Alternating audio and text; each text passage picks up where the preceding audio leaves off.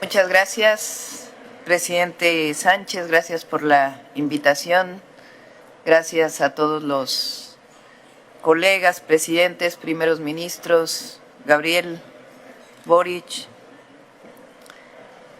Vengo a la Cumbre por la Democracia a nombre de un pueblo trabajador, creativo y luchador, pero sobre todo profundamente generoso. Un pueblo que ha aprendido a resistir sin odiar, a defender sus derechos sin dejar de respetar a los demás, a creer en la paz incluso cuando la historia le ha puesto pruebas difíciles. Vengo a nombre de un pueblo solidario hasta en la adversidad, profundamente humano, que se resiste al individualismo, que rechaza la discriminación y se niega con dignidad a mirar al otro o a la otra desde el desprecio. Vengo de un pueblo que reconoce su origen en las grandes culturas originarias, aquellas que fueron acalladas, esclavizadas y saqueadas, pero que nunca fueron derrotadas, porque hay memorias que no se conquistan y raíces que nunca se arrancan. Vengo de la Pirámide del Sol, vengo de Tlaloc, de Huitzilopochtli, de Coatlicue, vengo de una historia milenaria que no es pasado, es presente vivo en nuestras comunidades, en nuestras lenguas, en nuestra forma de mirar el mundo. Vengo de un pueblo con valores espirituales profundos, que sabe que su historia es sagrada, porque en ella encuentra la fuerza para levantarse, para resistir y para seguir tejiendo con dignidad su destino.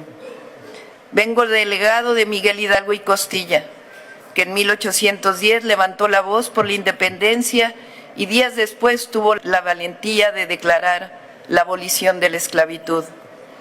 Vengo con el legado de José María Morelos y Pavón, que en los sentimientos de la nación escribió palabras que aún estremecen, que la soberanía dimana del pueblo, que debía moderarse la indigencia y la opulencia, que la dignidad no admite castas, sino solo la diferencia entre el vicio y la virtud.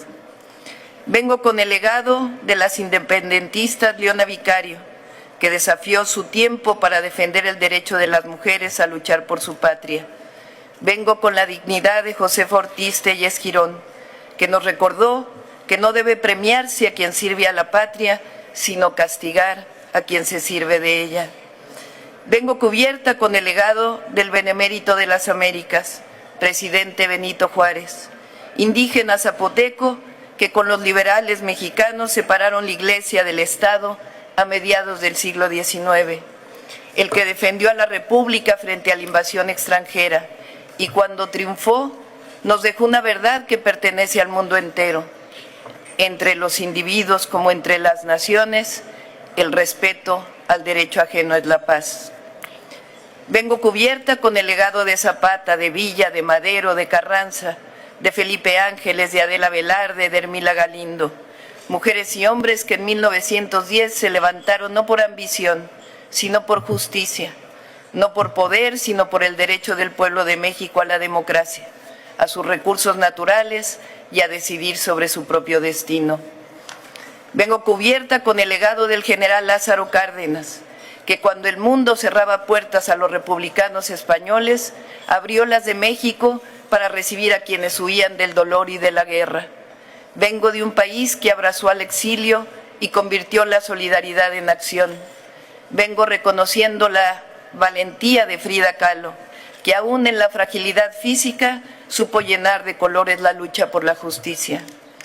Vengo a recordar que México ha sabido sostener sus principios incluso en soledad, que alzó la voz contra el bloqueo a Cuba en 1962, cuando otros guardaron silencio, que hasta la fecha creemos, hablando de esa pequeña isla del Caribe, que ningún pueblo es pequeño, sino grande y estoico cuando defiende su soberanía y el derecho a la vida plena. Vengo también de las y los jóvenes conscientes que todos los días luchan por un país libre, democrático y más justo, de mujeres y hombres que creen en la transformación pacífica, en la justicia social y en la dignidad humana como principio universal. Vengo orgullosa de mi pueblo, de su historia, de su capacidad de resistir, de compartir y de no olvidar a quienes más lo necesitan, Un pueblo que en 2018 decidió que el desarrollo democrático existe cuando se trabaja para la prosperidad compartida, o como lo decimos en México, por el bien de todos, primero los pobres. Vengo de un pueblo que en 2024 decidió romper su historia de machismo y eligió a su primera mujer presidenta para que llegáramos todas. Vengo a la cumbre por la democracia para felicitar a mis colegas presidentes que luchan todos los días por ella. Vengo a contarles lo que México tiene como principios constitucionales surgidos de la historia en materia de principios democráticos en política exterior y que hoy resuenan fuerte y claro y están más vivos que nunca en el escenario mundial. El respeto a la autodeterminación de los pueblos, la no intervención, la solución pacífica de controversias, el rechazo al uso de la fuerza, la igualdad jurídica de los estados, la necesidad de la cooperación internacional para el desarrollo, el respeto a los derechos humanos, la lucha permanente por la paz. Porque en un mundo herido por la guerra, por la desigualdad, estos principios democráticos siguen siendo un aporte de México a los pueblos del mundo como un símbolo de esperanza.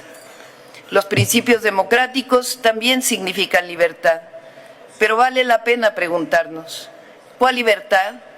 ¿La libertad que defiende el conservadurismo? ¿La libertad de someterse a intereses externos? ¿La libertad de convertir a las naciones en colonias modernas? ¿O la libertad del mercado sin Estado, que convierte a muchos en nada y a pocos en mucho? No. Creemos que la democracia implica libertad, pero la libertad es palabra vacía si no la acompaña la justicia social, la soberanía y la dignidad de los pueblos.